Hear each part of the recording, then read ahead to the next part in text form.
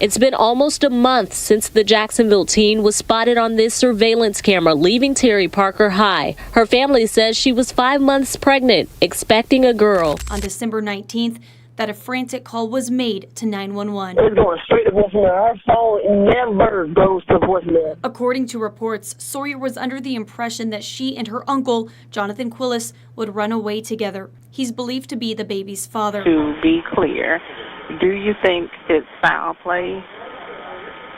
Man, I have no idea. This is not like, this is out of character, bro. Secrets are as old as life, the innocent kind, a spare cookie snuck from the jar.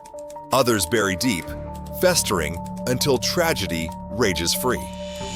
Today, we take a deep plunge into the story of Iyana Sawyer, a bright young girl with big dreams and a smile that could light up any room.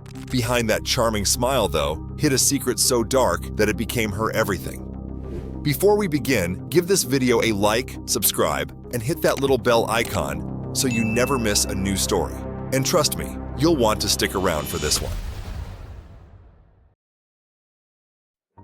Iyana Sawyer was only 16 years old, a junior at Terry Parker High School in Jacksonville, Florida.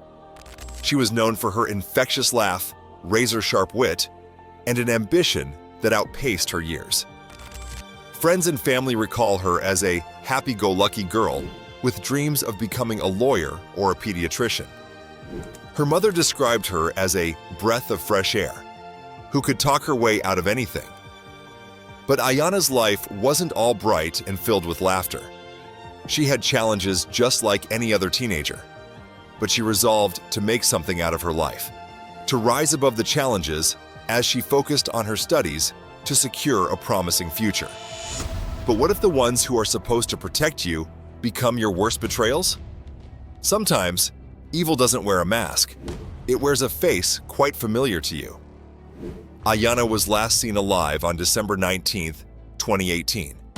She had left her high school carrying a pink backpack. Her family expected her to come home, as she always did, full of stories about her day. But as the hours ticked into days, the Sawyer family knew that something was amiss. They called her missing, which turned into an investigation that would unravel secrets darker than anyone could have imagined.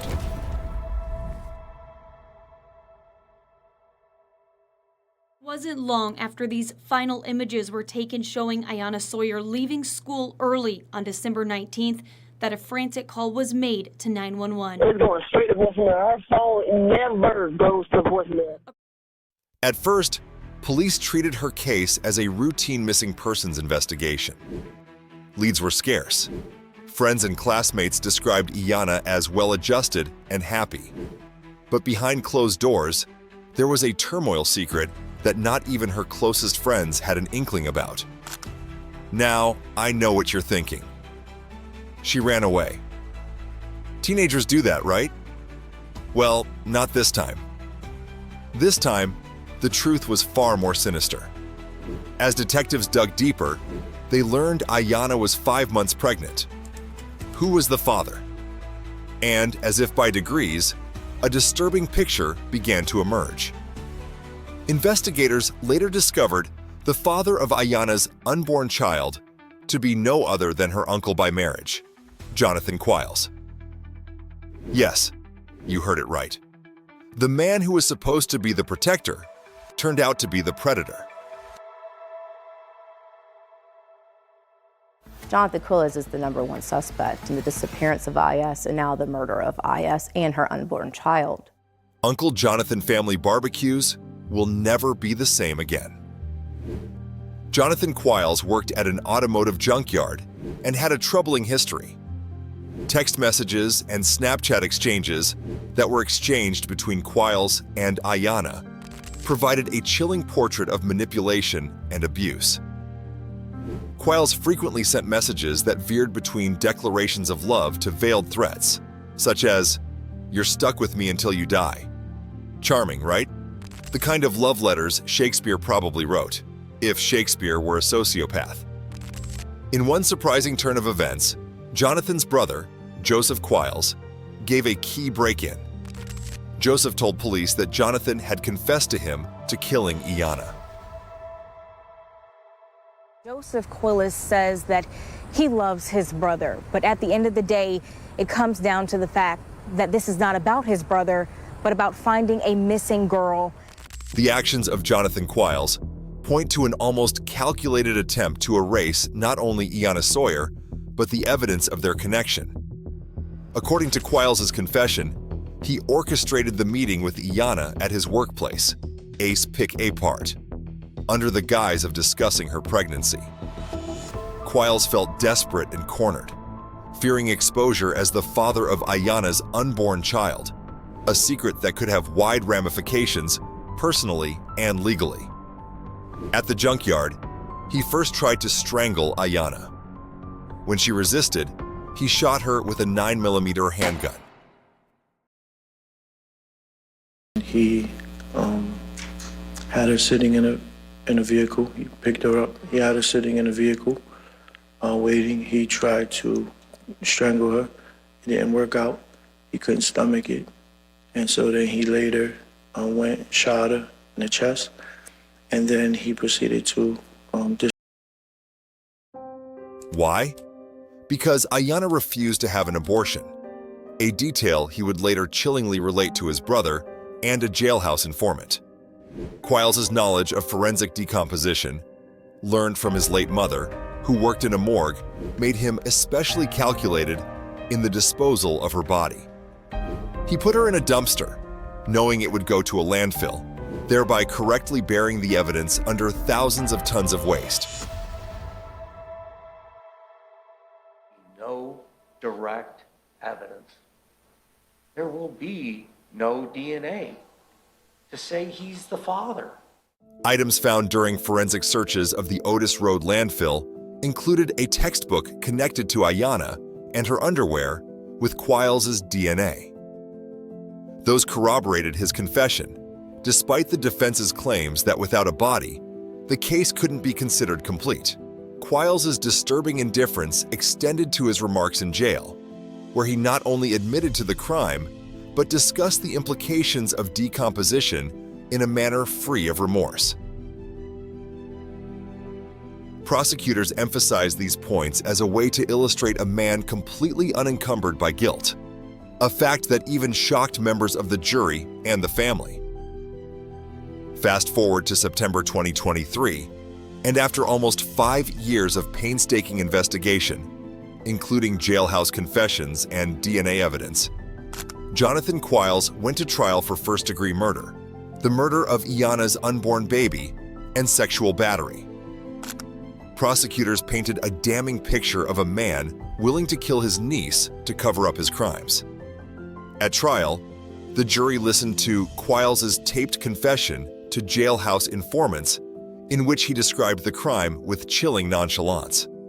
He even used his knowledge of decomposition, learned from his mother, who had worked in a morgue, in making his comments. Despite arguments by the defense that nobody meant no proof of murder, the jury didn't buy it. The Snapchat messages, the testimony of Joseph Quiles, and forensic findings proved too much. In the end, the jury found Jonathan Quiles guilty on all counts. Though the prosecution requested the death penalty, the jury's verdict was life in prison without parole. We, the jury, find Jonathan Quiles should be sentenced to life in prison without the possibility of parole. Life in prison, a well-deserved sentence for a man who took away 2 lives and tore asunder an entire family. The fall of Iyana's murder is a tapestry of grief, outrage, and bittersweet justice. Iyana's mother, Kimberly Mobley, took the stand during sentencing, recalling the loss of her vibrant daughter and unborn granddaughter, Hazel. She spoke about Iyana's ambitions, how she could light up a room with her jokes, and even how excited she was to become a mother. Wearing a t-shirt emblazoned with "Long Live Hazel," Mobley spoke to the void. "I will never hear my granddaughter's first cries. I will never see Iyana be a mother. She was so happy about the future, and it was ripped away from us." The Sawyer family, in a sense, suffered a double tragedy. the loss of Iyana, and the knowledge that her last moments on Earth were spent being betrayed by someone she should have been able to trust. Judge Anthony Salem handed down the life sentence, emphasizing the brutality of the crime. He said Iyana was 5 months pregnant and her unborn baby likely could feel pain when she was killed. Salem's words silenced the courtroom. That baby could feel love and comfort, but instead, it was met with pain. Both lives were taken needlessly, senselessly.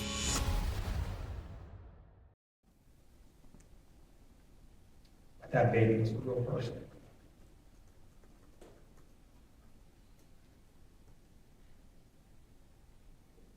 I find some comfort knowing that she was with her mother at the time. 2 lives were lost, all because one man couldn't face the music himself. You do question if there's ever justice in the world that can readjust those scales. While Quiles dodged the death penalty, the life sentence made sure he would never hurt another soul again. For Iyana's family, that brought some solace, even though complete closure has yet to be fully achieved. As her aunt, Paula Dixon, said, "His death would do nothing for us. This sentence ensures he'll live knowing he didn't get away with it. That's enough for now." His death will do nothing for us. It won't bring our loved one back. It'll never cover what we cost. So he can live the rest of his life knowing that he did not get away with what he did to our family. For Iyana's surviving family, the trauma persists. Her little sister, Samia, described the social fallout, sharing how classmates would cruelly ask, "Is that dead girl your sister?"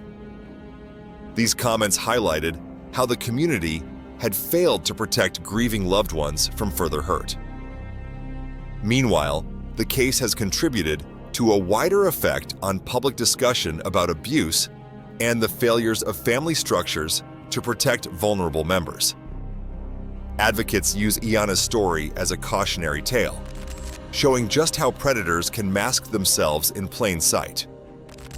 Quiles' ability to manipulate Iyana over time raises questions about the awareness and available resources for those who have become victims of familial abuse. Iyana Sawyer's case is a tragic reminder of how trust can be weaponized and dreams snuffed out by those closest to us. Her family continues to honor her memory, advocating for justice and sharing her story to prevent similar tragedies. So, what do you think? Could justice ever really be served in a case like this one? Let me know in the comments below. And please, don't forget to like it, subscribe, and hit that bell icon. Until next time, stay safe and stay curious.